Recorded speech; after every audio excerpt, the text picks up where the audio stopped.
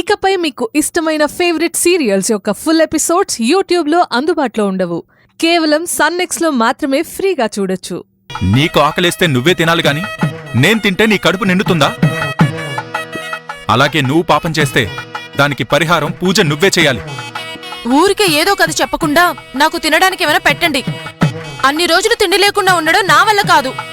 సంపంగి, సవ్వేష్ పిల్లివారింటికి తిరిగి రావాలంటే నువ్వు ఈ వ్రతం పూర్తి చేసి తీరాల్సిందే. రే భీమేషు, రోజు మొత్తంలో 1 గ్లాసు పాలు మాత్రమే ఇవ్వు.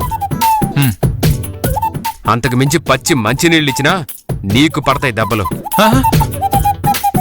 ఈ సంపంగి చెప్పిన మాట వినకపోతే నన్ను కొట్టడం ఎందుకు? తనని కొట్టలేను కదా. బావగారు, ఆకలేస్తుంది. ఏమీ తినకుండా చేసేదే వ్రతం. 3 పూట్ల తిని చేస్తే దాన్ని వ్రతం అనరమ్మా.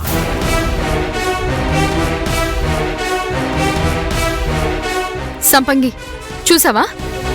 ఇంట్లో నుంచి విడిగా వెళ్లిపోదామని సవ్వేష్ మరిది గారిని బాధ పెట్టకుండా ఉండుంటే ఆయన ఇంట్లో నుంచి వెళ్లేవారే కాదు.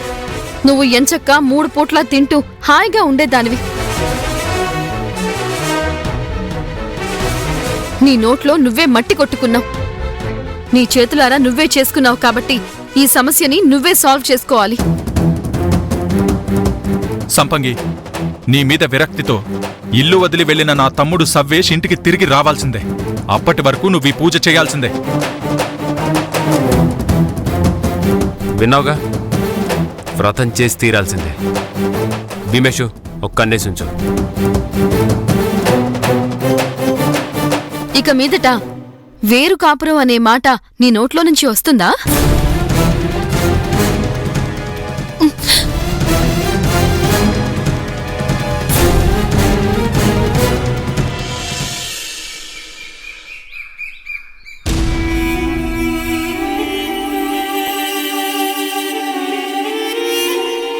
నమస్కారం. రమ్మన్నారట, ఏంటి విషయం? ఆ శ్రీనివాస్ పొలం నేను కొందాం అనుకున్నా. ఈలోగా నువ్వు కొన్నావంట. కొనే ముందు దాని గురించి వివరాలేం అడిగి తెలుసుకోవా? దేవుడి మీద ప్రమాణం చేసి చెప్తున్నానమ్మా, మీరు కొనాలనుకుంటున్న విషయం నాకు తెలియదమ్మా. అవునా? ఆ పొలం అమ్మినోడు నీతో చెప్పలేదా? లేదా వాడు చెప్పినా నువ్వు వినలేదా? తెలిస్తే ఎందుకు కొంటామమ్మా? అయినా ఎదిరించి నీకు ఆ పొలం కొనే ధైర్యం ఎక్కడి నుంచి వచ్చింది? వెనక పిల్లివాళ్లున్నారనే ధైర్యమా, లేక వాళ్లే కొనమన్నారా? మీరు కొనాలనుకున్నది మేమెలా కొంటాం? మాకు విషయమే తెలియదమ్మా, అందుకే కొన్నాం. క్షమించండి. క్షమించాలా?